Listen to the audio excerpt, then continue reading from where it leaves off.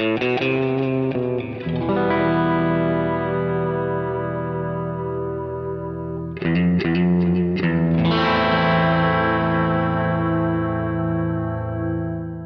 listening to Mark of the Maker.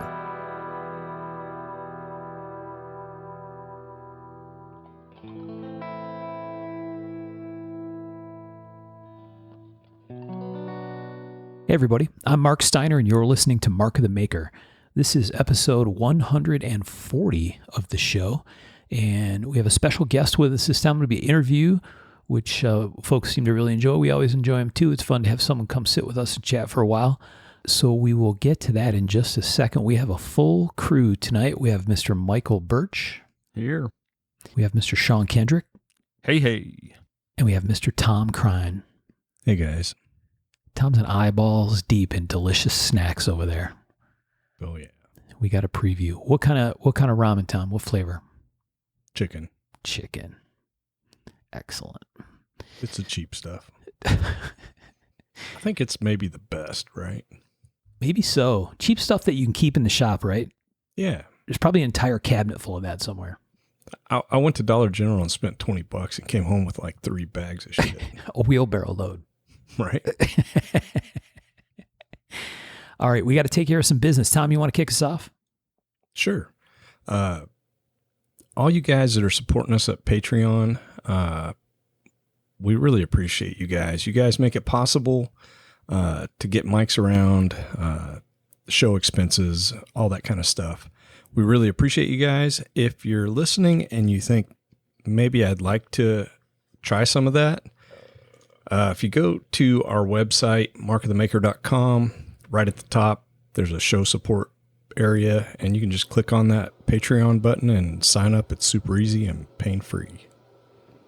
We appreciate you guys. You help keep the lights on around here, and it's a big deal. So by far, our greatest source of support is through Patreon, so that's awesome. Mm-hmm. Yeah, and you top-tier supporters, we got a little something planned for you in the future. Yeah, pay attention to Patreon. Yep. If you're not in, there's something good coming, so hang on. All right, Sean, you're up. All right, guys. I'm going to give a shout-out to our good friends at Giant Mouse. And this past weekend, we went to the Giant Mouse 10-year Jubilee and store opening and had a fantastic time. And you can take this and file it in Put Your Money Where Your Mouth Is category. I picked up a brand new GM13. And guys, I am just in love with this piece. Great knife. When I got there, Mark gave me a loaner, and it was the Zerk version. And I liked it so much I had to get my own while I was there. And the GM13 is the one with the kind of parrot's beak blade. And man, the pictures do not do it justice how comfortable this knife is in hand. The ergos are excellent. It carries really well. The blade shape is stupid fucking cool. And if you haven't got one, you should get on it. This is limited to 400 pieces. They're on sale right now. And once these 400 are gone, it won't be revived. So, man, get in where you fit in and get on that shit before it's gone. And now you can look forward in the future to us getting together and talking about the Jubilee we went to. It was a lot of fun. We got to see, a bunch of our maker friends there, and just all around a well put together shindig. I'd like to thank Jim and Jesper for having us there and treating us like family. And really, if you wanted to hook yourself up with a Giant Mouse, the person we'll be interviewing here in just a moment is a Giant Mouse stocking dealer, so pay attention. Yeah, we're also going to talk to Jim from Giant Mouse, which will be really fun. So yeah, he's going to come on and do an episode with us. I might just go over and do it with the portable, or maybe we'll send him a microphone. I don't know. We'll figure it out. He's close to me, so it's easy to do. But yeah, they showed us some beautiful hospitality, and they're nice folks. They got a showroom now. You can go check it out by appointment. So check out their website, shoot them a note if you're in the neighborhood or passing through, and they will gladly host you. And they're fantastic hosts, I have to say. And I'd recommend it. Their sales space has a cool vibe. And okay, we got to sneak peek some stuff. They got some cool shit coming out. Some cool shit coming out later in the year, and then some awesome shit coming out next year also. So keep your eyes peeled for drops that are coming up, because you will not regret it. Definitely. All right, Michael, I think you got our last one. Oh, yeah. As always, we want to thank Arizona Custom Knives. We've been fans of theirs for a long time. They always got the coolest shit on their site. Apparently, I missed out on the last episode. They did an ad read, and a Don Fogg got snagged up. Snag. Oh. This week, they have a beautiful San My Damascus lockback by the Nylon Yeah. brothers. Man, those guys can make some knives. They do a lot of their own stuff. Do their own steel. It's just they do gorgeous work. But use Mark of the Maker !, and you'll get free shipping. Just check out the site, man. You guys know what it is. It's awesome. Lots of cool stuff there. Lots of cool stuff to just even browse, right? We use it for historical references. We go there and drool when we do PIX knives. We often land there to find something super cool that's passed through their hands over the years, or sometimes is even still available. So yeah, Arizona's been good to us, and we appreciate them. Mm-hmm. Dude, I mean, they got so many quality picks. They could actually register knifepornhub.com and it would be fairly apt. Don't go to knifepornhub.com though. Or do. Just bought it. How many items do they have on the site, Michael? You told me about 5 minutes ago, and I already forgot, but it was a shitload. 43,592. Thank you, Rain Man. It's something like that. It is a metric shitload. I think that's the correct answer. All of them. All of the knives they have over there. Well, not all of them, because we have a guest that has some of them. Yeah. Michael, you want to introduce our guest to the kids at home? Yeah. This is a local guy to me. He opened up a shop named Isaac Raisler, Springfield EDC. So welcome to the show. Howdy, howdy. Yeah, welcome, Isaac. Thanks for taking the time to chat with us, man. Yeah, I'm excited to be a guest. I've been listening for a long time, so this is like a nightmare come true for me. So We get that a lot. You don't even know yet. It only gets worse from here. Isaac's been treated to our goofiness here for a few minutes before we started, so he's at least got a clue. You want to start out with the usual, Michael, on kind of background and what's happening? Well, first of all, let's get your website, your info about where they can find you first, and then let's know a little bit about your background, where you grew up, and all that good stuff. Yeah, absolutely. So we are a knife and everyday carry gear store located in Springfield, Missouri. We've been open about 3 years now. SpringfieldEDC.com is our website. We've got all kinds of good stuff in stock there. We're a Microtech dealer, Benchmade dealer, Spyderco dealer, and a Giant Mouse dealer, like you guys said earlier. So all kinds of goodies over on the website. We also deal with a little bit of pre-owned knives, not nearly to the level of Arizona Custom Knives, but we've got some cool stuff in pre-owned as well. So all kinds of goodies over there. Nice. So, all right, tell us a little bit about yourself. When did you grow up? Yeah, so I've been a knife guy forever. I was born in Iowa, and we lived up there near my grandparents for a long time. My grandpa, he's actually a Lutheran minister, so growing up, he always had some kind of cool little gadget in his pocket, and that kind of got me infatuated with the everyday carry side of things.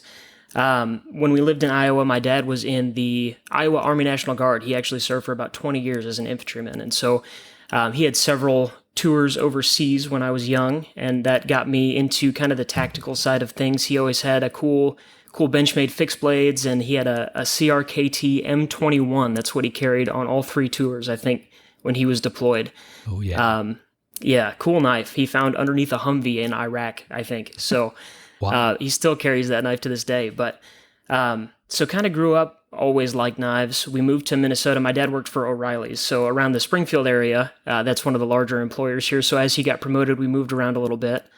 Moved down to Missouri around my freshman year of high school. Went to school here. After I graduated, I actually joined the Army as well. So I did about 6 years in the Missouri National Guard here as an infantryman. And as I was getting out of the Army, a couple years before I got out, I was actually doing some training out in Las Vegas. And one of our days off, we went into, this is back when PVK had a retail storefront on the Strip in Vegas. So I knew it was there. We went out there and I was like, man, this place is so cool. They've got all these knives that I've never seen anywhere else before. I got to handle stuff. It was super cool. was like, man, somebody really should do this in Springfield. And I was like, oh, well, I guess I might be able to do that. So in the hotel room after classes, while I was at that school, I actually worked out a business plan. I had a whole thing ready to go. And so when I came back, I started working on that, between my drill weekends and after my full-time job. I was working on the business plan and getting things put in place. I built a website before I ever had any inventory or anything like that. And it took a few years. We had struggled to get the funding. I was 21 or 22 when all of this happened. And so I didn't have anything. I didn't have any money. I couldn't buy anything. And so getting a bank to fund this idea was a little bit tricky, but we were able to overcome some of those challenges, and we're actually coming up on our 3rd anniversary now. So it's been kind of a crazy ride, but it's been really exciting. So now you're a little bit younger than us. We're maybe a touch old. As like dirt. what time? Yeah, what time frame was that service and stuff like? Yeah, so I joined while I was still in high school. I was 17 when I joined the Army, went to basic right after I graduated, and I actually just got out. It's been, I think, about 2 years since I got out of the Guard. Okay. So you're not very old at all. I just now realized I just turned 26 this month. Ooh, that must be Thank you. nice. Tom's like, son of a biscuit. It's okay to be Same. kids. Same. It's all good. Why? You're still going to die someday. Yeah, but I'll see more days than you probably. So. Well, maybe. You're being presumptive. You don't know about Sean's arrangements that he has. I may have a phylactery. I'm stuck on Isaac's dad's knife. That's that Carson model, Yeah. right? Yeah, that's fantastic. Yeah, that thing has been beat on. And of course, he's got a whole bunch of other cool knives that I've given him, and he still carries that CRKT. That thing, he loves that thing. So Yeah. I'm still thinking about the poor mechanic that probably lost his knife. Yeah. yeah, some truck mechanic still looking for it. He's still over there, actually. He's the last guy in Iraq right now. Yeah, maybe so. So what was your first knife? What was the one that got you besides that? So I was thinking about this a little bit. So I don't remember what my first knife was. And this actually probably goes into why I opened a knife shop a little bit. But my dad, as one of his little side hustles while he was still in, he bought a whole case of Frost cutlery knives when I was young. And so he had a whole bunch of them in a tote in the garage, and I'd sneak out and go play with these Frost cutlery knives, the bottom of the barrel, cheapest kind of stuff that you can get, and just thought that they were the coolest thing ever. The first knife that I actually bought myself was at Cub Scout camp. It was a little like Cub Scout Victorinox knockoff that I bought for $20 or whatever it was, and got in a lot of trouble when my mom came to pick me up because I was not supposed to have one. But carried that thing around for years. The first decent knife I ever bought myself was like on a Black Friday sale on Amazon. I think I got a Kershaw Leak, and loved that knife. I still have it. Carried that thing for a few years, and that's what really sent me down the rabbit hole was that knife. Man, I wonder how many people that knife has sent down the rabbit hole. Heck yeah. Man, The Leak is a serious gateway. Bunch. Yeah, buddy. I've probably given away Did you- 20 of those things over the years just because they're like an easy knife, right? It appeals to everybody. The size is small, doesn't freak anybody out. Oh, it's got tons of toy factor. Absolutely. Yeah, that speed safe, that assisted open they have, everybody seems to get a kick out of that. So. Yeah. Now, did you know that Springfield had a knife store in the mall probably before you were born? Yeah, so I've heard tellings of this knife store that existed here a long time ago, and I think it seems like every old guy who walks in here used to work for Dan Honeycutt. That's who owned that shop. Yeah.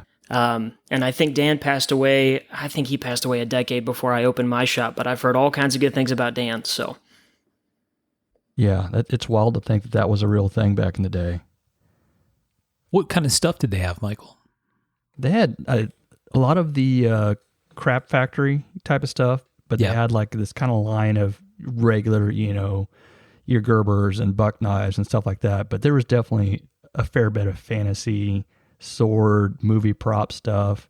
Because I remember seeing some of those like prop knives in there and being like, holy shit, that's pretty badass. Some United Cutlery, but also real legit knives in there. Nice. Did your malls not have a knife store? I'm trying to remember. I don't Oh, I've still got knives I bought at a mall. Yeah. Yeah, I thought that was a thing back in the day, like you know. Oh, Yeah, it was I don't know. awesome. Yeah, and a lot of the times you could get like decorative stuff, like knickknacks. They usually sharpen stuff. Oh Yeah, we almost ended up going in the mall here. We still have for some reason, we have a thriving mall in Springfield, Missouri. But the rent is insane in that place. So that was ruled out as an option pretty quickly. Yeah, it's kind of crazy. That mall, for whatever reason, it's still thriving and they want all of the money for those spaces. So, Wow. I do my best not to go. Or I try. Wow. Yeah. Why? Just because it's a mall? It feels like Because I'm too throwback? 47. Yeah, but you got teenage kids. They don't want to go there? They don't really. Interesting. Last time I went was to go buy earrings for Harper at Claire's. Yeah. And I guess Claire's is going out of business now. But There you go. it felt been to the weird. mall. It did. There's about to be a hole in the earring market, Isaac, in case you want a side business. I think Birch has got the earring market pretty well cornered. I've seen those little ones that you're making. They're pretty cool. Well, thanks. Appreciate that. They are cool. Yeah, the mall thing is pretty much died here. There's a few of them that are still kind of barely hanging on by the very tips of their fingernails, but they're largely empty around here. There's not a lot. I mean, there is one, but it's like it's a mall that has a Rolex boutique and fancy stuff. You know what I mean? Like a high end kind of place. And they've been able to carry that. But all of the regular traditional malls that we would go to around here are largely died off. I think unfortunately, it's a trend. I don't know why they don't turn those into some sort of, bring your food, trucks, type of food in here and brewery things and them, because we're building big buildings to do that. Yet we have these big empty ones. Right. But whatever. I don't know. Sorry for the mall sidebar. Yeah, we have one mall and it's like outside. The only one that's doing good is like outside stores. The strip mall? No, it's not a strip mall. Oh boy. Isn't that what the fucking outside mall is? A strip mall? Yeah, that's what I was thinking. I wasn't implying it was some sort of Now dirty he's got to boy mall. explain. A flea market? Are you talking about a flea market? No, this is Is there over little in, tents? this is Small over in enclosed? Rogers. It's all bougie and fancy, and then it's got offices upstairs, Oh. all that. And it's pretty big. It's got JCPenney's, Dillard's, all that stuff, plus all the bougie stuff. Wow. But they're all like individual or like, I guess a strip mall, but a lot of them all together. I don't know. Interesting. Fancy. I don't know. I don't go there either. So All right. We go to the field trip to Tom's. We got to take a trip to the mall. The outside mall. The outside mall. Get orange Julius and walk outside. Oh, dude, I'm going to Dillard's. Yeah. Fucking JCPenney, get some slacks. Anyway. Okay, so starting Birch slacks. I'm just visualizing that. It's going to make me chuckle for the rest of the show. It happened. It happened at one point. So starting a brick and mortar store, that's got to be a bit terrifying. And what were the hurdles besides like just raising money to do this? Like finding a spot, all the stuff that had to go into this. Yeah, so I think I was probably too young to know how stupid this idea was off the get-go. Like I said, it just seemed like a good idea. It seemed like something that we were missing. So really the financing part was super tricky. Like I said, I didn't own anything. I had a house, but I didn't have enough equity in it to get a loan. And so that was its whole own hurdle. And then after that, things happened pretty quickly. I was able to find the spot we're in now, which is a nice little spot kind of in a strip mall. Not to bring it back to mall talk here, but a little strip center. And so we were able to make that work. The guy who's my landlord that owns this building is kind of a serial entrepreneur in this area. And so he saw the vision. And even though he thought it was a dumb idea too, he took a chance on me, which was awesome. Took a chance to let me spend thousands of dollars a month on rent. But we were able to make that work. One of the funniest things that was difficult that I didn't expect about opening the store was finding display cases of all things. Display cases are ridiculously expensive, and we were working on a shoestring budget. I didn't have money for anything. So I was able to find some. I thought they were coming directly from China. For a minute, I almost got into the display case importing business because there was just nowhere to get them. So anyway, we finally got those, and we got those put in, and that was a kind of a fiasco. They all came deconstructed, and so me and my dad and my best friend spent hours just sitting on the floor screwing display cases together. And then, the next challenge that we had was inventory. There are a couple of big distributors in the knife world, and the stuff that we were looking to carry, the higher end stuff, is kind of tricky to get. And there are a lot of, especially when we were first starting, a lot of the bigger manufacturers weren't taking any new dealers at the time. And so for us to be able to land brands like Benchmade and Spyderco, it just wasn't really an option, especially with their minimum orders. So getting creative with the way that we source some of our inventory was kind of essential for us. The other part that was tricky was we had no marketing budget. And so something I think that we've been able to do pretty well is just harnessing social media, which in the knife industry is getting harder and harder to do. But starting local, starting small, posting consistently just to be able to get people in the front door, and then just growing that audience slowly over time has really served us well. But in the beginning, it was tough. I had 4 display cases that were half full. I had nothing on the walls. It looked like a drug front in here. I mean, there were people who would walk in and they were just confused, almost as confused as I was walking in, because why would anybody do this, Yeah. And so we were kind of able to just over time slowly work up, grow our inventory. Any profit we made went straight back into the business. I was living on ramen, barely paying the mortgage, and just slowly grew it over time. There were times when we first opened that I would go a week without seeing a single customer. And those are really the times where it kind of felt like I built my own casket. I was sitting here just waiting on people to show up. There wasn't much work to be done because I didn't have any new inventory coming in. I just needed to sell what I had. And so there were definitely some days that were a little bit tricky for sure.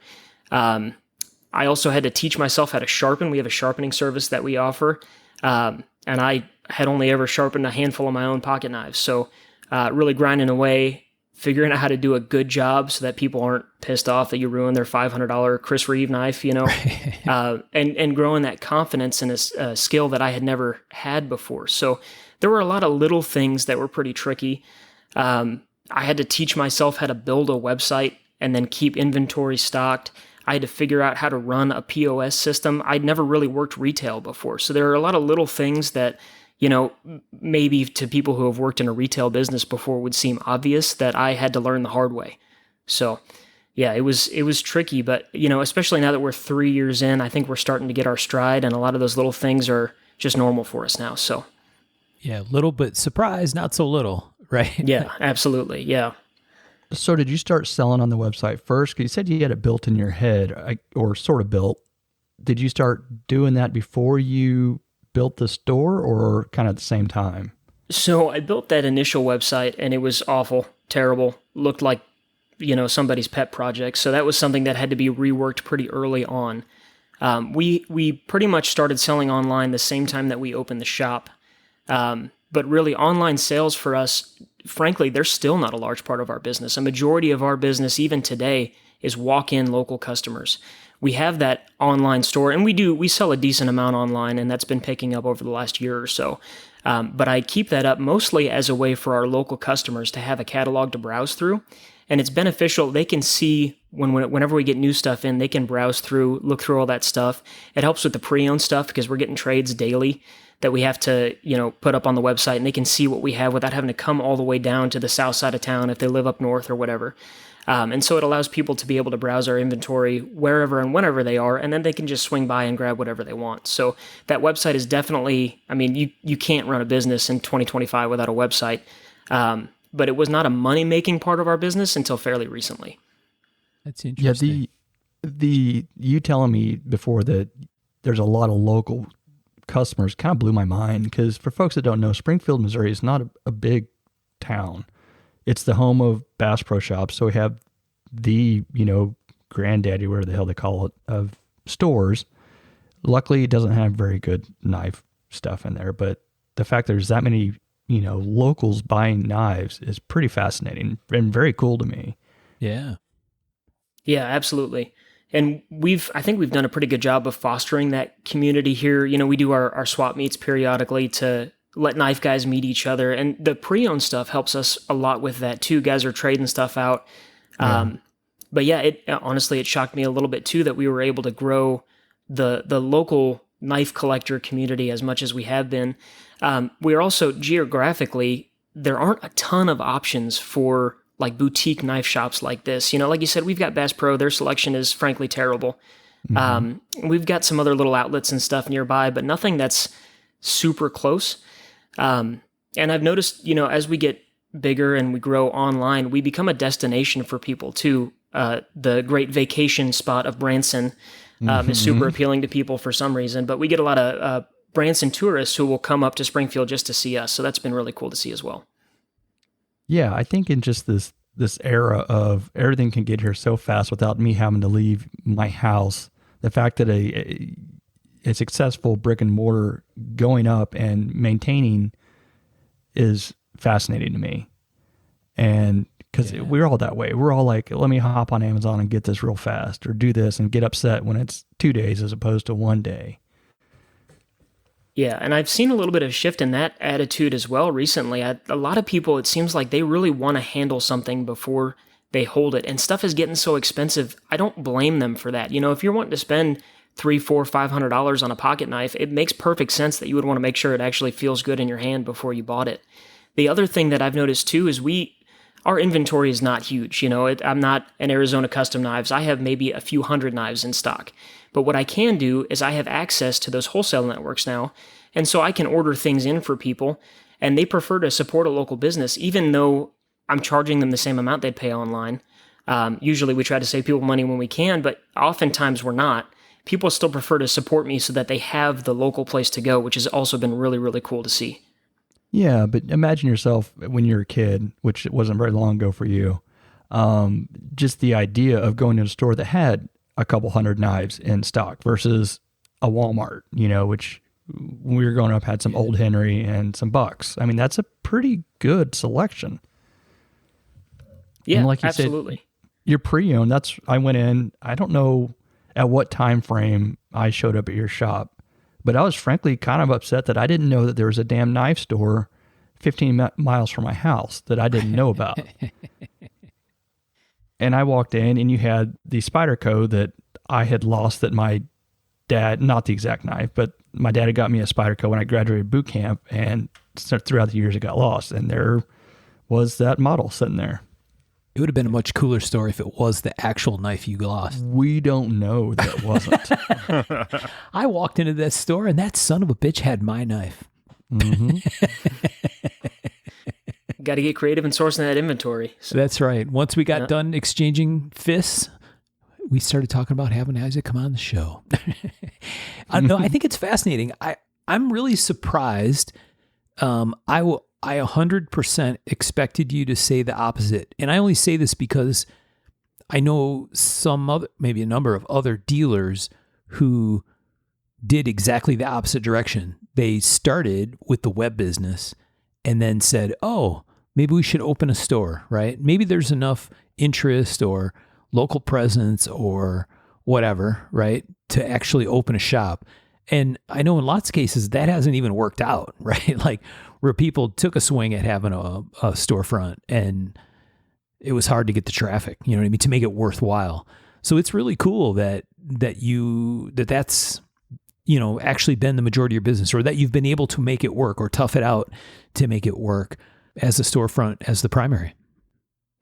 Yeah, it's definitely been cool. And again, I think if I went back, I probably wouldn't start the business again this way, but it has worked out pretty well for us. I think a lot of our success comes in our flexibility of being a small business. It's really, most of the time I'm here by myself. I would say 90% of the time. My wife helps out a lot.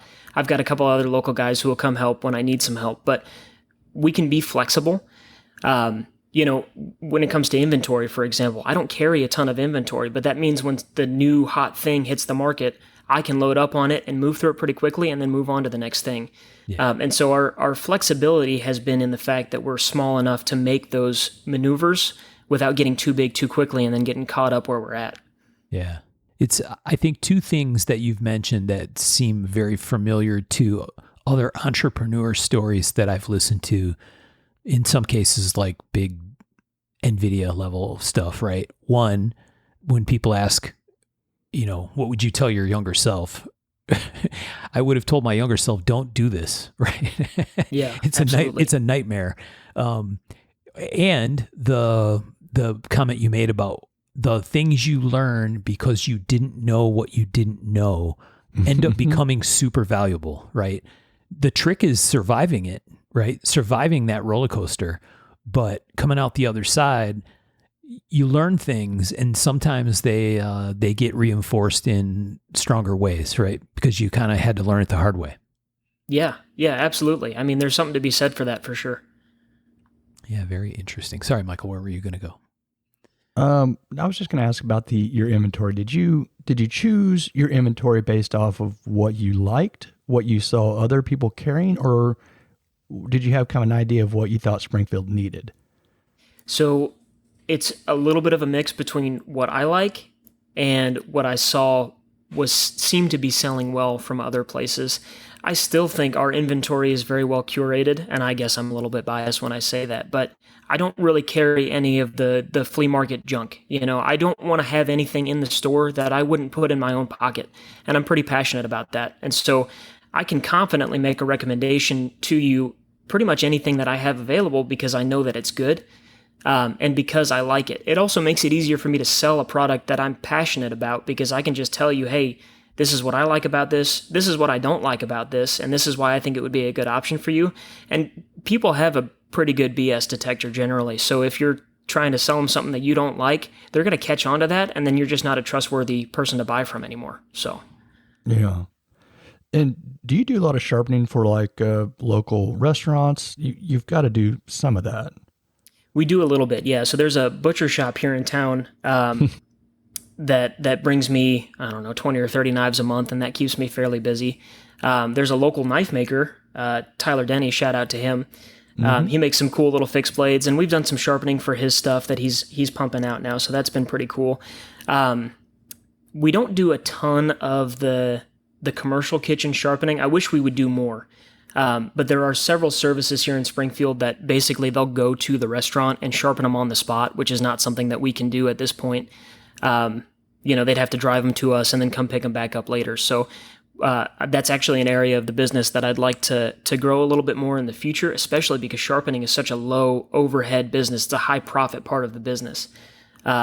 But most of our sharpening is just guys who come in, whatever knife is in their pocket, if it needs touched up, they'll hand it to me while they look around, and I just touch it up real quick for them. So, well, interesting enough, or boring as fuckingly enough, or something. The owner of the butcher shop, Brent, he is on my soccer team, and he's like, "Hey, that's my knife guy over there." And I look over one night, and Isaac's sitting there. I'm like, "That's my knife guy."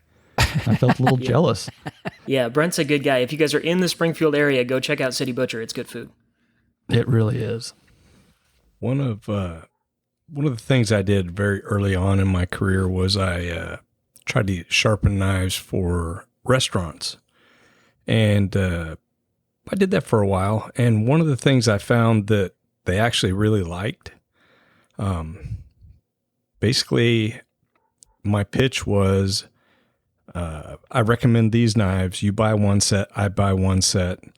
And basically, I'm not going to take your knives that you need while you're working. I'll come in and I'll do a total switch out. So basically, I'll give you these at cost because I could get dealer pricing on them.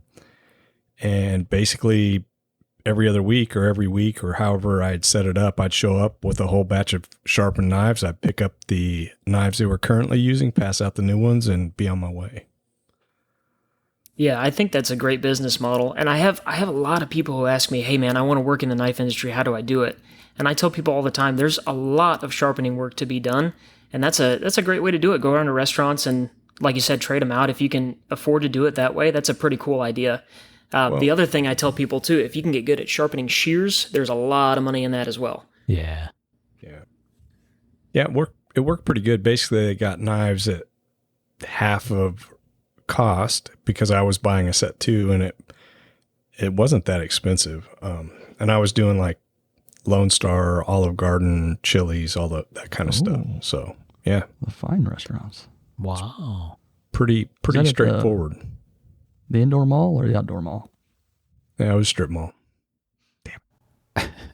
What are you using to do the sharpening stuff you're doing, Isaac? Yeah, so I'll plug WorkSharp a little bit here. We are a WorkSharp authorized dealer, and I actually use their little belt system. It's like a 1x18-inch belt grinder. I think they call it the Ken Onion Edition or whatever. Yeah. Great little sharpener, especially for what we're doing when we have to turn stuff out pretty quickly. Little bit of a learning curve, just like grinding anything. You can mess some stuff up pretty badly at first if you don't know what you're doing, which I did. But once you get the hang of it, it's pretty solid. And the set of belts that they come with actually leaves you with a mirror edge on most knives, which is pretty cool. I like the WorkSharp Professional Precision Adjust for if you're a collector just looking for a good sharpening system. Those I think they run about $250, but it comes with everything you need to get a really, really nice edge. And I like to say that they're idiot proof because I learned how to sharpen on one and I'm an idiot. So that's what I used to sharpen our kitchens at home is WorkSharp. And yeah, like you said, I had to pitch a couple of paring knives, sacrifice a couple paring knives to learn how to use a WorkSharp gods early on. But Tommy coached me a little bit, but yeah, they get them a little gnarly. I like leaving them a bit toothy actually, because I don't know, they do nice work that way. Yeah, I agree. I prefer a toothier edge on my own stuff, but especially when you're turning out knives as a professional sharpener, people really like the way that mirror edge looks. And so that kind of leaves them with a good taste in their mouth when they leave, if they can see that it's sharp, you know what I mean? Right. Yeah, people go apeshit for that mirror edge stuff these days. It is very odd. Yeah. But whatever. Yeah. Toothy. I'm team toothy. Yeah. Yep. Well, on knives. Oh boy. We can edit all that out. I think the paper wheel thing is maybe the answer, isn't it, Tom? Yeah, it works really good. Yeah. Oh yeah. But you got to have a machine. Or your $500 Japanese leather blaster puppy. Yeah. I tried a lot of stuff. The cheap 1/4-inch cardboard wheel does as good as most things. Yeah. You know what that does that the Japanese, or doesn't do that the Japanese thing does?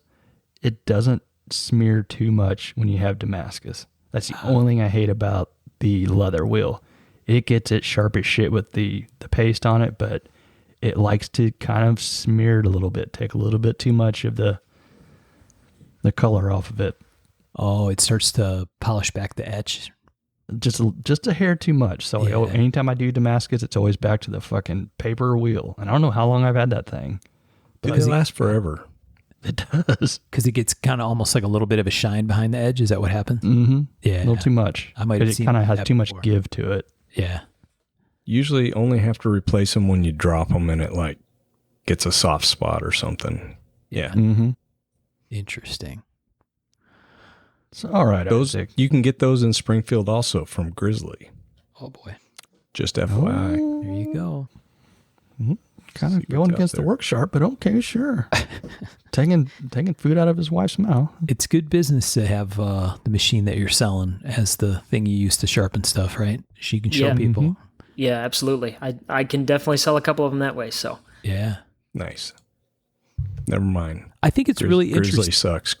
The cardboard wheel's not good. I think that was actually something I wondered about. And when I went on your website, I saw the pre-owned stuff, and I'm like, where the hell is he getting pre-owned stuff? And then I'm thinking, okay, if I open a local knife shop where I live, that would be half the traffic would be asking me, hey man, I got this knife in my pocket. Here, let me show it to you.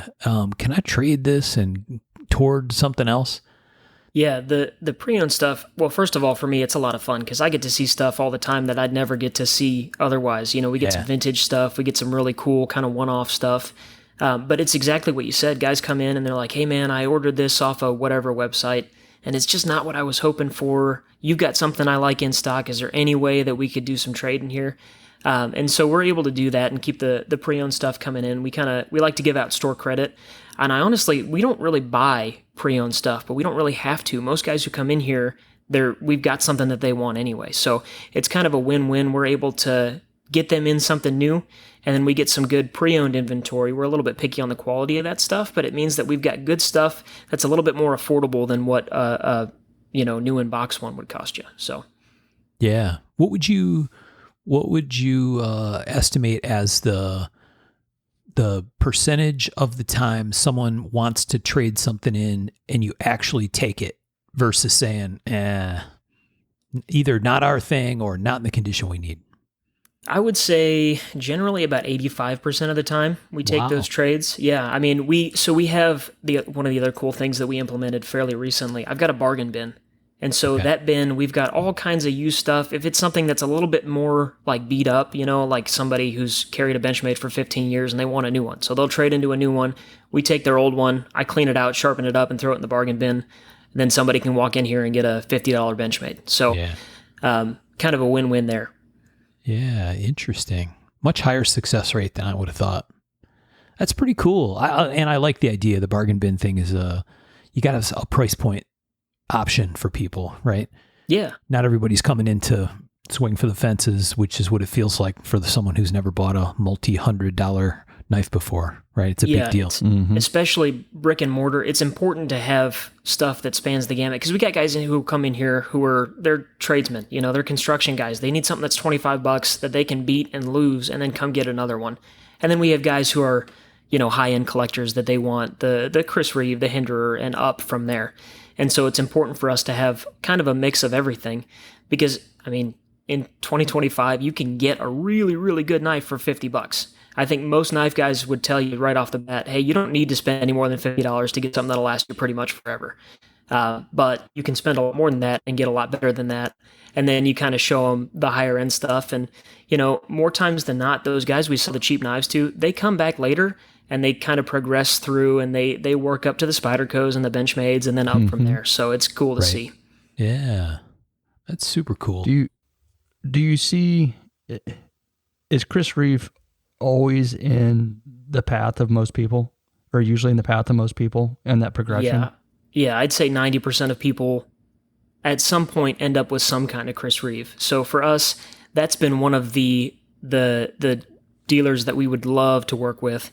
Unfortunately, they have like a 7-year wait list right now. So not in the cards for us for a while to get the new Chris Reeve stuff. But whenever we stumble across them used, I gobble those things up, because we always have guys who are looking for that stuff. Yeah. Yeah, it feels like that's just like, that is this natural progression that we've talked about before, of like that Kershaw leak to something in that kind of mid-range. And then after that is like maybe that Chris Reeve or that Hinderer knife, and then, or a Strider used to be back in the day. It's kind of crazy how that path kind of stays consistent. Yeah, it seems like the pretty standard progression. And the initial reaction, right, when they're in and they're buying a Civivi from me, or they're buying the Kershaw from me, and they see those $400, $500, $600 knives, it's always, man, I could never imagine spending that much on a pocket knife. And then it's like clockwork. 6 months later, I see them and they're like, hey man, would you give me a call the next time you get a small Sabenza in? I really, really want one. So. Oh, collecting. So you can't do Chris Reeve. What's in your pocket right now? Well, it's funny you say that. I've got a Hinderer in my pocket, which is another brand that we have not yet been able to become a dealer for. I did some sweet talking at Blade Show this year, so I'm hoping that we hear from them sometime soon. But that's another one, almost as commonly as people who want the Chris Reeve stuff. We get a lot of people who like the Hinderer stuff as well. So, if you had to carry a knife off of your website, what would it be? Yeah, that's a great question. So I have been really, really liking some of the new Microtech stuff recently. The new Ultratech with the zero blade play feature is a pretty cool knife. Spyderco wise, you really can't go wrong with a Para 2, and we pretty much always have those in stock. That's probably my favorite Spyderco model. And so that one would be up there for me as well. We've also got a newer company to the shop, and I don't know if you guys have heard of them or not, Machine-Wise. Martin is the guy's name. They're based out of Arizona, but they're doing some really, really cool, like high-end CNC milled knives, similar to like the Grimsmo stuff. But we were able to land a dealership with them at Blade Show this year, and they make some exceptional knives. They are really, really special. So if I was going to pick one off the shelf right now that I've got in inventory, it would probably be one of the Machine-Wise Mojaves that I've got in stock. Really, really cool knife. Nice. All right. What are you guys on the website right now? Sean, Mark. Bert. I mean, I can be. I was earlier. That would be www.springfieldedc.com. Attaboy. What would you guys What are you carry? checking at? Oh, What would you pick? I can tell you what I would. off the site? Yeah. I mean, there's a custom pre-owned Elijah Wish. It's right there. Sure. For the That is first a one. cool knife. That is one of his older ones. He made a run of 10 of those for, I think it was Wilson Tactical, which is not the same thing as Wilson Combat. But yeah, that's a cool one for sure. Kind of the same. Yeah, that's Wilson Tactical was a offshoot. They were part of Wilson Combat. No? You know, so. I thought so too. There's not a whole lot. If you Google Wilson Tactical now, there's not a whole lot that pops up. So I'm not sure. I'm pretty sure that Wilson Tactical was the knives that were basically being marketed and sold under Wilson Combat. Yeah, I think they got a few guys to do that. Yeah. Didn't they? Les Didn't they George get, was one. I was going to say, Peter didn't Les Carey? get in on that? Yeah, I think so. Yeah. Yep. Les had a model with them, or it did a knife with them. Yeah. Mm-hmm. I assume there's a Crine knife on here. Is that what you're There's hinting at, Tom? Hell no, Gotta there's be. not. Come on. man. I'm looking for I something. don't think I some have sort any of- of yeah. Tom's stuff in stock right now, unfortunately. I really like the Demcos. I also like the Three River. Is it Three River? What is it? TRM, Three Rivers Manufacturing. Yeah. Yeah, their stuff is awesome. I really like working with them, Les and Marianne Halpern. They're great folks, and they treat their dealers right, that's for sure. We've had some cool exclusive stuff with them, which has been really fun. Some of our first exclusives that we've had since we've opened, so that's been really cool. Their designs are super easy to carry, really slicey little thin blades. I like them a lot. Yeah, the Atom's a great knife. I've got one of those I really like. I carried one of the Victorinox Evokes for quite a while also, but Yeah. really good stuff. If I were picking, because I saw these earlier, it would I think it most likely would be a Shane Seibert skew. Yeah. Benchmade Mini Adamas Benchmade. carbon Yeah. fiber and MagnaCut. That's hot, man. And his knives are so good. The designs are so good. The handles are good. That would probably be my pick on here. That Mini Adamas is a tank. That thing is easy to carry, but it can do whatever you want to do. It's awesome. Exactly. I'm also a sucker Translated for that one. Oh, go ahead. I was going to say I'm almost a sucker for Emerson Roadhouse. That's my probably my favorite production Emerson is the Roadhouse. I love those. What were you going to say, Michael? No, I was going to say those translated. The Siebert stuff translated so well. Which it doesn't always do when you get some makers and some companies. Yeah. But man, they did a good job with those. Oh, for sure. They still got that Siebert feel to them. Yeah. For sure. Yeah. Great knives. Okay, so One quick thing, because he talked about it earlier. I think it's a very good point, the idea of having a local store. And because I ran into this a lot with guitar stuff. When I started buying nicer guitar gear years and years and years and years ago, all the cool shit that was in the guitar magazines, all the boutique kind of, tube amplifier, fancy stuff, cool guitars, there was nowhere in the Detroit area at the time that you could go play one, right? And these were like amps or guitars that cost thousands of dollars. And so it was much like the custom knife scene is, right? For people who don't go to shows, right? And can't walk up to a maker's table and see a custom, right? And talk to the maker. The only choice is to buy one, right? So you're taking a very expensive swing for the fences. You buy something and the result is very active classified sections on places like Blade Forums and USN, right? Where like Isaac's customer, right, comes in and says, I bought this off the internet. It's not exactly my thing. I want to try something different. And I'm thinking about the first time I bought a Sebenza. The Sebenza, and I think we talked about this before, Michael, you and I. Sebenza was this price point where I was like, I I just struggle with spending that kind of money, right? Mm-hmm. It was just a lot of money. It felt like a lot of money. And so, it's like grin and bear it. I'm going to go ahead and spend it for a Sebenza. And then I got it in my hands and it's like, oh shit, this is really, really, really, really, really good, right? So clean, so simple, and just a fantastic folder. And suddenly it just makes all kinds of sense, right? Like I totally get it. I get why people love these. I get why people say they're the best production folding knife, right? Like the light bulb goes on once you have it in your hands, but until you have it in your hands, you kind of don't really know, right? And so that seems like the huge benefit of having an actual storefront where people can go put hands on stuff. And I assume, Isaac, I don't know what your arrangement is with customers, but if a customer says, hey, I think I want one of these, but I'm not sure if it's one piece, maybe you can order it in and they can check it out before they have to commit, or how does that all work? Yeah, so we're willing to work with people, especially if they're local folks. And if it's one of those things like, hey, that new Spyderco model is really cool, I'd love to get my hands on one, but I don't want to commit to one just yet. I'll throw one on the next regular Spyderco order that we do. Yeah. I'll take your number down and, hey, I'll shoot you a text when it comes in. Hey, if you want to come check this out, I've got it set back for you. And that way there's really no pressure on them. Right. They don't feel like they have to buy it because it was part of our regular order anyway. Yep. And then for us as a dealer, I'm not out the however many $100 if he decides he changes his mind and doesn't want it. But Yeah. that happens all the time. Guys come in and I hand them something and I'm like, hey, I think you'll like this. And it's not something they ever considered before, and then they fall in love with it. It happens the other way too. Guys come in and they're like, hey, I've been looking at this online for 2 years. I think I want one. And then they open it and it just doesn't fit their hand. And so then we find something else that works better for them. So Right. Yeah, I've certainly been surprised by plenty of stuff. Go ahead, Michael. Do you ever get customers that, okay, so they reach like the upper echelon of production knives in semi-production? Do you have customers that start inquiring about customs? Or do you see a lot of guys that kind of just stop there?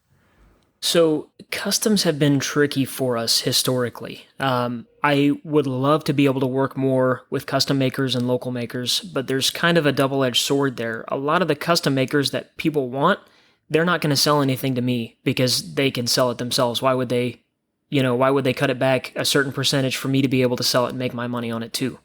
And then, the custom stuff that's maybe a little bit easier for me to get, it's not stuff that normally comes across people's radar, and then it's a tougher sell. It's taking up space in my inventory, or if we do it on consignment, then it's not necessarily the best arrangement for the maker. So the custom stuff is a little bit more tricky. Now, if it's something that, somebody comes in and they're like, hey, if you come across one of these, let me know. We can sometimes track that stuff down for them, but keeping them in stock in the shop has been tricky for us so far. Oh, I bet so. But do you feel like, you're kind of feeding it an addiction? You're starting an addiction and you're feeding it to a degree. If you want to, talk about knife collection. For sure. Do they talk to you about it? Yeah, there's that natural progression to the custom stuff. And I absolutely love it when people come in and they're like, hey, I just got my first Tom Crine, and they show it to me and they're all excited about it. That's always a great feeling, especially when, a year ago they were buying Civivis from me. So that's really cool to see. Yeah. And for some, let's not get crazy about the Tom Crine part, but for some folks, it's like, he's got dozens of fans out there, man. That's true. Tens and tens. He's got tens upon tens. No, it's interesting to see how that goes. For sure. So it sounds like it's been, maybe this isn't fair, because you mentioned marketing earlier. Like, what kind of stuff have you found to be effective, or what for you in your shop? What's been the best ways to try to develop that presence where people actually recognize you there? Or is it just a tough it out, get traffic through the store? Yeah, so it's been a little bit of a grind for us, for sure. I mean, the biggest thing is word of mouth. 100% of the time, I'm going to get way more people in here. If they get treated right when they walk in the door and they have a good experience, they're going to tell somebody about it. And then they're going to come in and they're going to tell somebody else about it.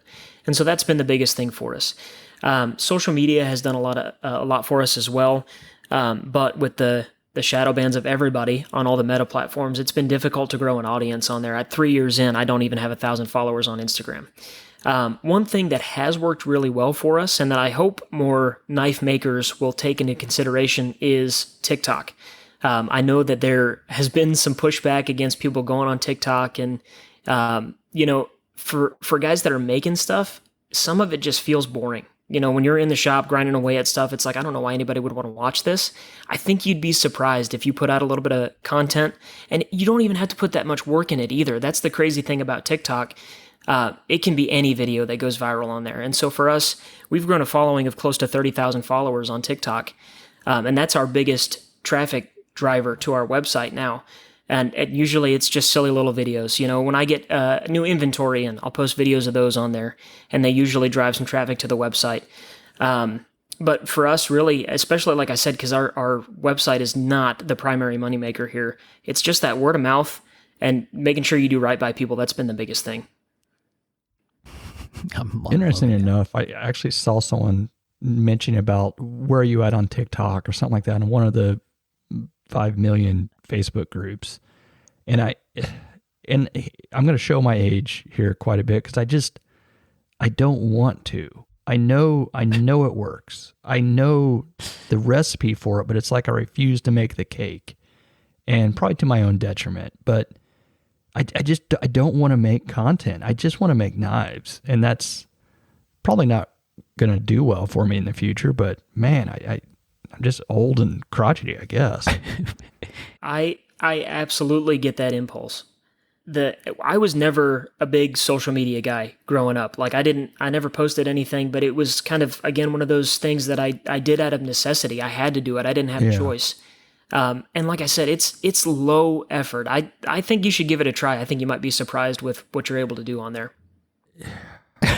It's almost like I feel like I'm selling my soul to a degree. I get a retail store doing it. I really do. And I'm not saying anyone that does it is doing anything wrong. It's just, and maybe it's a self-conscious thing on my part. Maybe I just don't want to see myself 100% on camera.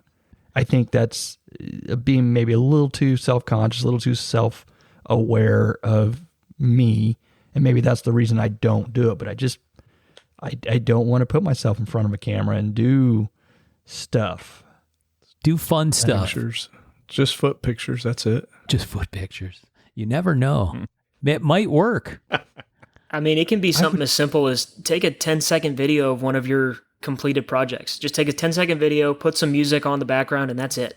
It really did not have to be anything crazy for it to get some traction on there. So it's, it kind of feels like the early days of Instagram, where you could post just about anything on there and you could get a fairly large following. I think TikTok is still kind of in that phase right now where it's definitely possible. Yeah, the other day I posted something on Instagram. I was like, you know what? I'm going to put some hashtags on there. That's how. Hashtags are so 2018. I was just like, I'm going to do it. I ought to. It's interesting to me because it's like, there's a resistance that I totally understand and can appreciate. And it's painful because I can hear Michael's wife in the background saying, "You're damn right he doesn't want to make the cake." Yeah. Oh yeah. It's a fucking idiot's way of looking at it. And hearing myself say it even, I sound like an idiot. I sound like an old fucking idiot. That's like, oh, computer, why don't you fucking type with your hands? No, I think it's fascinating. It's fascinating. It's a generational thing, right? I mean, and the funny part is a bunch of people that do extremely well or benefit greatly from TikTok are not. They like completely ignore the generational thing, but that's what it feels like to me. But I totally get it. I totally get it.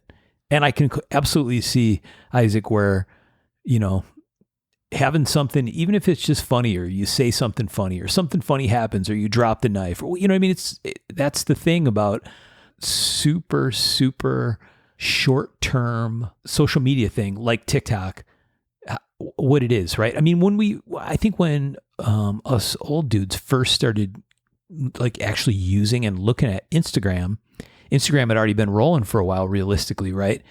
But to us, it was like, okay, we came from forums, right? Where today that feels positively prehistoric, right?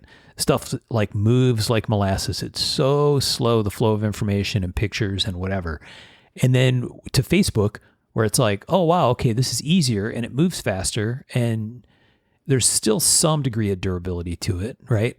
And then Instagram was like, oh man, Instagram is this thing where it's one quick photo, you put it up, and it's done. And chances are, unless someone goes and actually starts digging down deep in your account, the vast majority of people will never look at that picture again. And TikTok's just kind of a further extension down that path, right? Except in video form. And part of me doesn't want to feed that machine. I don't want to, because half the stuff that seems to work is just either rage bait or just this, let me loop a video so it gets these 2 extra seconds of engagement that pumps these extra numbers up, that pushes it to this other, into this algorithm that you're just like, what the fuck are we talking about? And you just, it's just a lot. I don't know. And you hate money. I do hate money. I'm fucking allergic to it.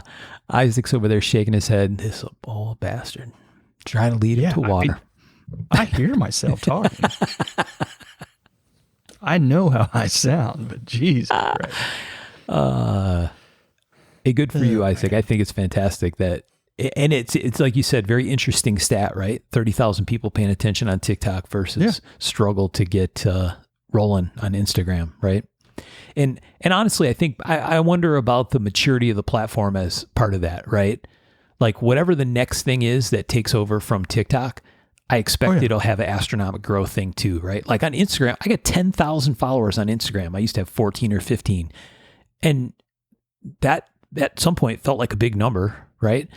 All I did was post pictures, but I think it was because the platform was exploding, right? And getting bigger. And it was before all this banning nonsense or whatever. And I think TikTok's got a lot of that. And because it's so fast moving, right? People could just sit and flick through it. I don't know. Yeah. I refuse TikTok. No. Yeah. I mean, at the end of the day, it's definitely a numbers game. The more people that see what you have, the more likely you are to move it. I get the hesitation. I'm not going to make you sign up for TikTok. I actually just signed up in your name, so I'm going to start posting pics on your account. Good luck. But yeah, a smart businessman looks at that and just sees numbers. When I look at it, I see me looking at myself doing that and calling him something bad. That's how my brain works. People would be like, why is Birch posting used Gerbers on TikTok? I'm trying to do better engaging with my Facebook group. So, I mean, that's where I'm trying to spend more time. You do a good job at that. And I think it's really done wonders. Tommy's a champion of the Facebook group. Yeah. He does a great job with that. Billy called me out. He said I need to do better. So really? Yeah. Billy Cho What's Billy said done that. lately? I was going to say. He's not wrong. Like Billy's some kind of social media expert. Fucking puts on a couple shows, thinks he's hot shit. He's not wrong. I did better before, and he's like, you need to do that again. I was like, you're right. Wow. I'm stepping up my game a little bit. He's even more mean to you than we are, and that is saying something. Oh, shit. Right. I will not be outdone. Let's go.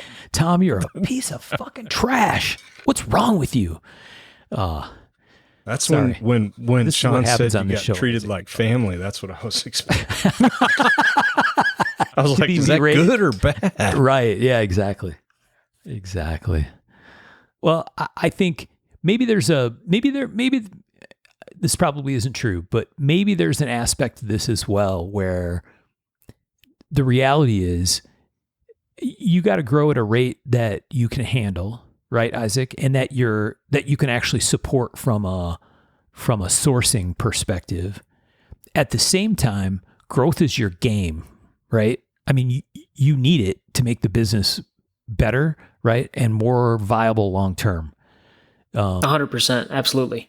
And custom makers need growth, but there's only so much supply, right? And when it's super duper trickling, it's like, I don't know, how do you really grow it, right? I mean, that's where stuff like mid-tech projects or production collab projects come in, or right, creating gateway pieces to where people want the customs.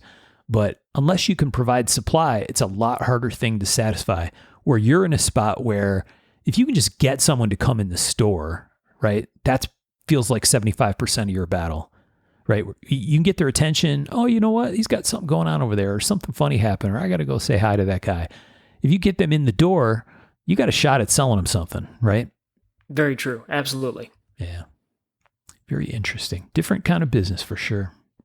All right. So get serious here. Let's change subjects from fucking TikTok, he said. Yeah. So we've kind of seen sort of a downturn in like sales kind of overall. Like the knife, I don't know, you see everyone complain about, I can't sell my knife, the secondary and all this fun stuff.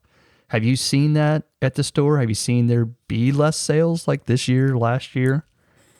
Yeah, so we're in kind of a unique position where our business is still actively growing. So the impacts of that, we still feel them. Our numbers month over month are better, than they ever have been. The secondary market is terrible. And so that's impacted the way that we value our pre-owned knives. When we take the trade-ins, we have to give less for them because we can't get as much out of them as we could even just a couple of years ago when we first opened. Yeah. But, again, part of it is just as we continue to get more exposure, our business is naturally going to continue to grow. But yeah, it's the industry is at an interesting place right now. I'm hoping that we can start to kind of come out of it. The other part for us is, I don't think I've ever owned a business at a time where I would say the economy was good. Again, that's just ignorance on my part for when we started. But, our flexibility is what really makes us able to adapt and to just continue to push along and keep that consistent, reliable, slow growth, but it's still there. So, yeah, we've weathered definitely a handful of downturns as far as like how the knife community has gone up and down. But I'd say there's a lot of factors that goes into like this recent, one, there's just so many knives out there. There's a million knives, a million knife makers, and only so many pockets to fill. And that's part of it. And for some reason, we've always had this idea, or collectors sometimes have this idea of everything has to make money, which is fucking weird. Weird that you think that anything you buy is a commodity that you can make money off of. And do you find that like your customers realize they're just buying a knife and they're not buying it and thinking they can sell it? Yeah, I have that conversation. I have that conversation a lot. People who are like, "Hey, do you think this one will be worth more?" And it's like, well, no. It's a tool at the end of the day. Majority of what we sell is in the price range where it's something that you should actually use, and so expecting to make money on it is definitely something that's kind of an outdated idea anymore, especially on the production stuff. I think that era has kind of come and gone. But it's a good time to be buying used knives. If you want something nice that a few years ago you would have had to pay almost double retail for, you can get it now at a pretty good deal. And so it's still a good time to be collecting knives. Just make sure you actually want what you're buying. It's a fantastic time to be buying. It's kind of like you see just a lot of like, oh, I can't sell this knife, or I'm having a hard time selling this whatever knife on the secondary, not realizing, but if you're into knives, man, there's a lot of good shit out there to be buying. Like a ton of good stuff. That's for sure. I heard somebody got a FOG for like $750. Oh, shut up. God damn it. That's just what I heard. I don't know if it's true or not. Allegedly. I'm still upset about that one. So you're saying we're supposed to be making money on this shit? I think all that came from people that got into it in a time when that's all there was upside on customs. Yeah. So that's all they know. They don't know any different, right? Because they've never been through something. And I think... I keep seeing people put stuff up for sale, and I'm like, if you don't have to sell right now, don't. Yeah. It's a buyer's market. Whether you're into guns or knives, it's a buyer's market, not a seller's market. Yeah. But I feel like it used to just be kind of the customs, but then it trickled down to the mid-techs and then to the high-end production, and even to, because I'm in like all these kinds of different levels of collecting types of Facebook groups, and I have no idea how the fuck I got into them. But like, you'll even see it like even in some of the lower end production stuff, like, man, I can't sell this for shit and make much money, implying that they thought they would make money off this, which I don't. That's a weird thing to think of anything I buy. Like anything else you buy out there, like if I buy a DeWalt new, whatever, I'm not like, man, I hope I can flip this and sell it and make some money off. I'm just like, no, I'm using it. Yeah. And that's it. And I was kind of hoping like more of your customers might have that just, I'm coming in to buy a tool. I hope to use it and till it dies, because that's, what they should be used for. Yeah, definitely. And I think a lot of the guys who are getting into it now have that mindset to where it's, like I said, they're not going to buy something unless they like it and they'll carry it. But there is still definitely some carryover. And like I said, even like you said, in the higher end production end of things, people who they bought up a whole bunch of stuff and they thought, hey, I can at least get my money back out of it. And they can't now. And so those guys are having a kind of a rough go of it. But which goes back to what we've always said, buy what you like. I've always said that, Yeah. If you make money on it, great, I guess. I try not to be the guy that sells anymore. So just kicks you in the ass later down the road. What's that? Just kicks you in the ass later down the road, like that 4-inch dagger, Chris Reeves. Comes back, just haunts you, follows you around. It's like 3,200 now or something. Crazy. Isn't that crazy? I think you just gotta never underestimate the number of people who hear, see, watch a video, whatever, about someone making a quick buck and they think there's a quick buck to be had, right? And that doesn't matter what it is, right? That's crypto or you name it. That reminds me of something that Chris Moeller sent me today. It's a picture of a flag and it says, "We do this not because it's easy." And then in small print, it says, "But because we thought it would be easy." Right. Yep. Yeah. So, yeah. And it's just people, right? I don't know. The human being aspect is really interesting. I think that's one thing that's different probably. I mean, you guys get a taste of it at shows, right? When you're standing across the table from customers or potential customers or hopeful customers, where what you get from your client or customer is way different at a show than it is when you're at home, right?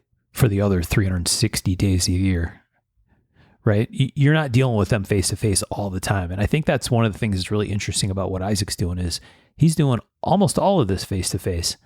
So there's I think it's got to be fascinating to have that kind of read on what's happening around you, right? In his case, in his community. Yeah, I love that. Does that seem fair, Isaac? I mean, it's cool because you have a read. Like what's popular in Springfield, Missouri might not be what's popular in Portland, Oregon, right? Or in Detroit, Michigan, or whatever. Or maybe it is. I don't know. yeah, definitely. I mean, we get all kinds of people that come into the knife shop. Everybody you can imagine. We get the mall ninja types who need more deodorant, and we get the higher end office guys who they just want a nice Christmas gift for the CEO or whoever, and everybody in between. And so it is interesting to see, we have to appeal to everybody with what we keep on the shelves, and that changes over time, but it's interesting to see. And that's part of how we've grown the community here locally too, is just by being able to have different kinds of stuff for different guys. And one of the things that I love about knives in general is that there's something out there for everybody. So. Do you get requests like the laser stuff ever? Do you get I was thinking of you're buying something for a CEO or whatever, wedding stuff. Do you get guys that want that stuff written on it? Or is that kind of a bygone thing? Oh, you're talking about engraved stuff? Yeah. Yeah, we do. We get some requests for that. I don't have a laser yet. It's high on the wish list of things I'd like to add to the shop. But we get some occasionally. We'll get guys who want, bachelor party gifts or like you said, engraved gifts for people, retirement gifts, things like that. And we just send them to the local engraver here in town. But yeah, we do still get some of that. The guy comes in from Iraq and wants to put his name on his damn knife so it doesn't get scooped up again. I think a laser would be super handy in that kind of business, right? Just because you could offer it as a service to people, and I'm sure, right, you could still make a buck on putting somebody's name or initials or who knows, man. People would do goofy shit, put their dog's name on it. Who knows? Dicks. Birch wants a mosaic of dicks. Mm-hmm. That's the first thing he did with his laser when he got it. Oh, I think so. I believe 100%.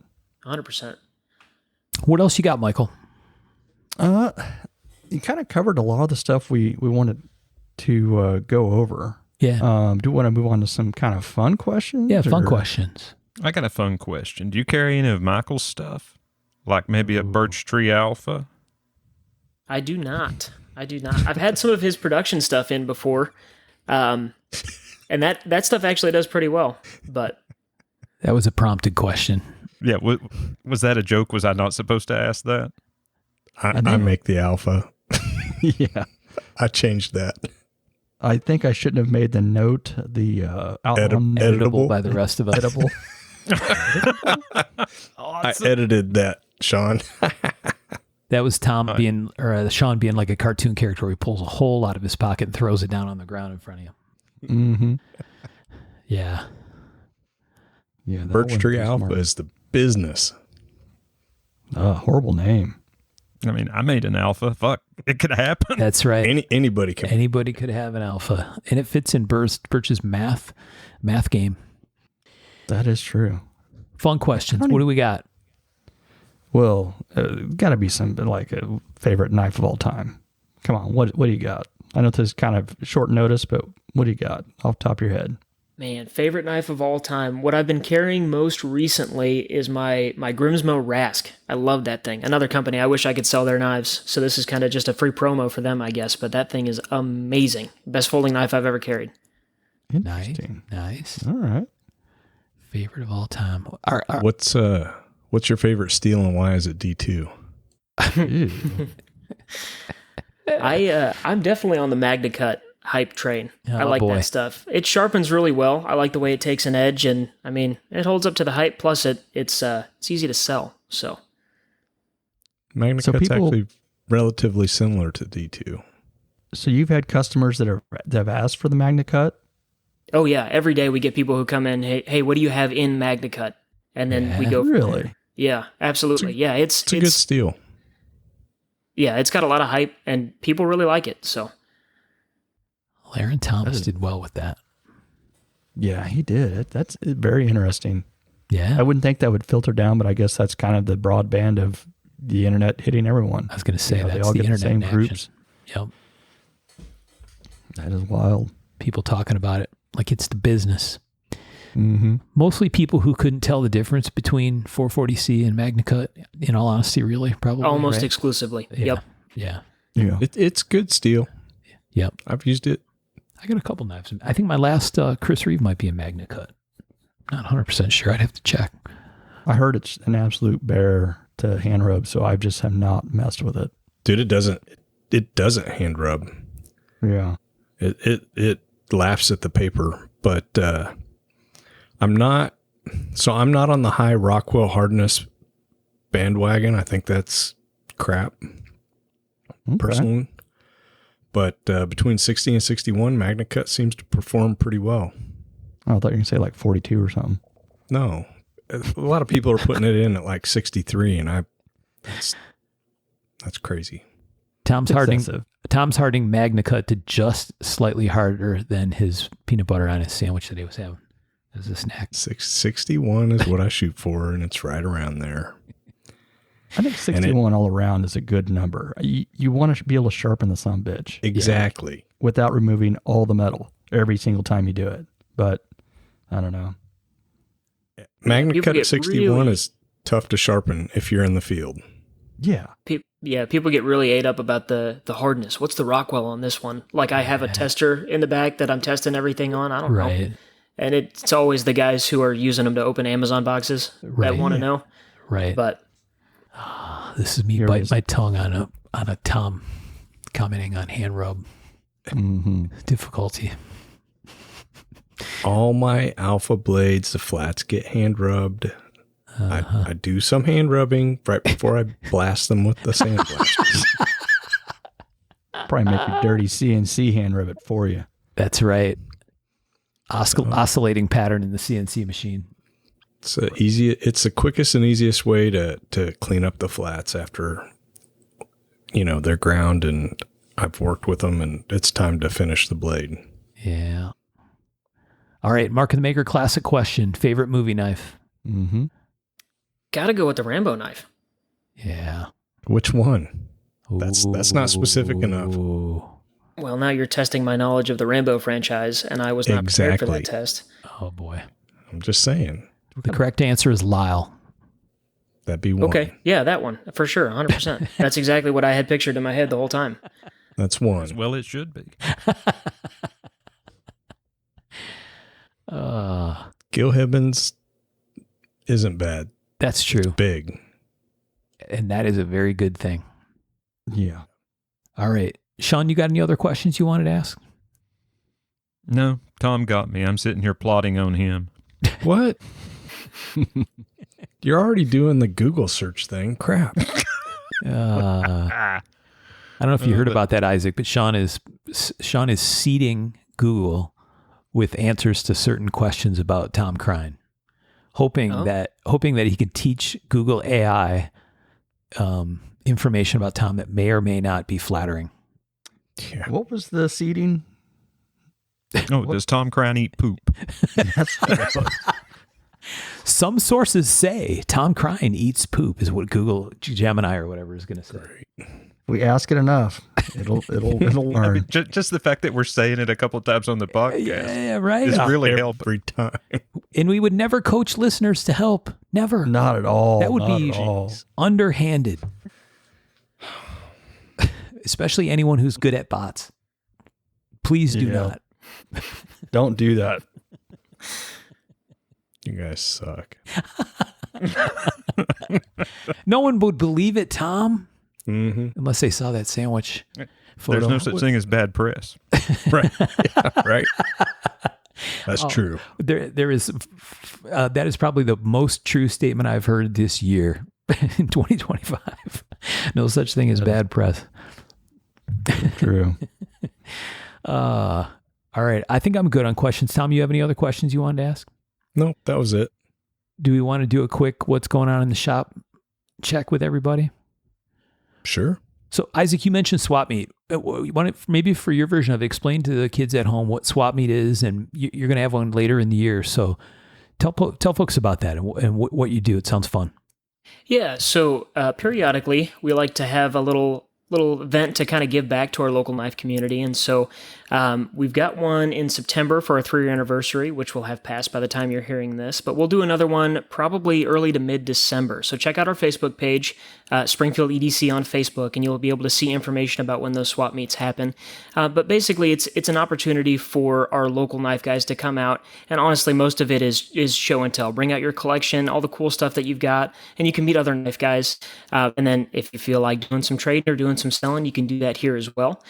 We usually do some doorbuster deals when that happens, and then we'd like to do some raffles. We have vendors that like to send us stuff. Shout out to ProTech. They always like to keep us stocked with some cool giveaway items for those as well. But yeah, check out the Facebook page. We usually post events when those happen, and we'd love to see you out here. Fantastic. I went to one. I happened to be out, away from my house, but I had the kids with me, and I got stopped by one for a couple minutes. It was pretty cool. It was a decent crowd of people in there. I was like, holy shit. I was very surprised. Yeah, the last one we had, I was like, man, I hope the fire marshal didn't drive by, because I think we had like 100 people packed in my little 1,500 square foot shop. But it's a really good time. You get to meet a lot of nice people, and like I said, you get to see some cool knives that you haven't seen before. So I kind of want to come bring some cool shit one of these days. Yeah. Some Implying shit. that you don't have any cool shit, but whatever. It'd be some different stuff. Bring that titanium laminate piece you got, man. That old school. Yeah, that's what I'm talking about. Some of that funky shit I like to collect. Right. yeah, And bring then it by watch if I people can ever. not know what it is and insult you. Just be pissed off. Yeah, that's exactly what would happen. He'd end up coming home all pissed off. Not a single bastard there knew anything about these critical historic makers. Bill Buckner, 1992, you dipshit. Michael's Now, out there seriously, that sounds like a really fun time. It and does. Great way to fucking build local community. Dude, I'm all about that. That's awesome. Yeah. It's a blast. We use it as a way to get some of our local custom makers out there as well, some of the smaller guys. And so it's cool. You can kind of come and see some of the handmade stuff as well, and it's a win-win for everybody. So That's super fun, man. Just call me one of the smaller guys. You could do sharpening demonstrations and sell your work sharp. There you that's a go. great idea. There you go. Absolutely. Ooh. I like that. Right? Everybody wants to learn how to sharpen. Yeah, they should. They should. They don't need to. They just go see Isaac and get it done. That's fantastic. True. It's true. True. Shauna, what are you doing in the shop? You just fresh back from a weekend of fun? Yeah, man, I just got on it, finished up a folder 2 days ago, and I'm working on the next one I had in queue, and I've got another fix in process and getting ready to order a bigger plate of thicker steel. And at some point next year, I'd like to do a bigger fixed blade or 2 or 3. Oh, this is me rubbing my hands together. Mm-hmm. Yeah, that thing we talked about, that thing. Yeah, that thing. How could I not have a big fixed blade at that? Right. It's thematically correct. I believe you are correct. Fantastic. What you had a fixed blade that was in process. What happened with that? It got finished. It got sold. Oh, fantastic. And then I've got another in process. Oh. Just, those are fun. Those are, I can get a little free form with those, and I ain't got to worry about fucking, is this going to fit here? And is this lock geometry going to work with this? And blah, blah, blah. Mm-hmm. Man, there's a lot to be said for just drawing something out on a piece of steel and cutting it out and being freeform with it. That is freeing. Yeah. Yeah. Absolutely. Super fun, man. What about you, Tommy? What you got going on in the shop? We're doing a little more fixed blades right now, which is, I don't know, for you guys, it's challenging to switch back and forth for me. And right now I'm trying to do a little bit of both, a lot of prep work. I've got a show coming up 1st of October, and I'm doing Blade West, so I've started doing prep work for it. So that's about it. Nice. I've got a bunch of kitchen knives I need to do, and I really don't want to, so I'm getting pretty good at procrastinating on them. Why not? I just hate grinding kitchen knives. Oh, Pain in the ass. Flat grinding big wide blades just sucks. big, tall, and thin. Yeah. Yeah. What about you, Michael? What do you got going on? Well, I finally got that lathe put back together that I took apart for no fucking reason. Had a little drag to it. Thought I'd fucking outsmart that guy. Replaced some parts, checked it out. It works about the same as it did before I took it apart, but at least I got to see its magic insides, and that was kind of cool. That was pretty cool. It's crazy in there. Wild side quest. I kind of had to see what was in there. But then I was working on a whole bunch of fixed blades and changed kind of how I was doing Hamones, using the oven as opposed to my forge down there. Yeah. Just to get even more consistency out of it. But I think I showed you guys that I had that hatchet and, I was fucking with them. A couple of them cracked. So I basically redid all those in W2. Threw those old ones away. I'm getting ready to heat treat those and working on some slip joints. And then it got cool and I was like, it smells like fucking forging in here. So I don't know. I might have to start doing some forging. Short attention span theater. I like it. I think we talked about that today. What happened? Oh, fantastic. Well, everybody's got lots going on. I love to hear it. Hey, Isaac, thanks for taking the chance, or the time actually, to chat with us and talk about your business, man. I'm super happy for you. I'm glad it's going well and on a growth path. And I think we all wish only good things for you, man. I appreciate For sure. that. Thank you guys very much for having me on. It's been fun, I think. Yeah. Hit them one last time with where folks can find you. Website, Facebook group, Instagram, the whole deal. Yeah, so check us out at springfieldedc.com. If you sign up for our mailing list, you can get a 10% discount off of your first order. Nice. Check us out on Facebook, Springfield EDC. Our Instagram is at springfield.edc, and we're on TikTok as Springfield EDC as well. Nice. Nice. And guys, Tom, he does not eat poop. For real. No matter what Google AI says. Thanks, Michael. Well, just wait till I Photoshop that fucking picture he sent. You are going to regret the bullshit you pulled tonight, my friend. Ah, boy. Okay. Well, with that, thanks to our friends on Patreon, our pals at Giant Mouse, who are fabulous hosts for us here recently. And to our friends at Arizona Custom Knives. We appreciate y'all, and thanks for supporting us and sticking with us. And as Sean often plugs, if you like the show, hit us on Patreon, and if that doesn't work, throw us a review on, I don't know, wherever you can throw reviews at. Certainly you can on Apple. I think you can on Google as well. So leave us a review, and that helps get our visibility, which is always a good thing for people that like to know that Tom Crine eats poop. Yeah, 5 stars. Yeah, Tom 5 Crine stars. eats Tom poop. Crine eats poop. All right. Thanks, guys. Thanks, everybody, for listening. We'll talk to you next time. See y'all. Oh, take care, folks. To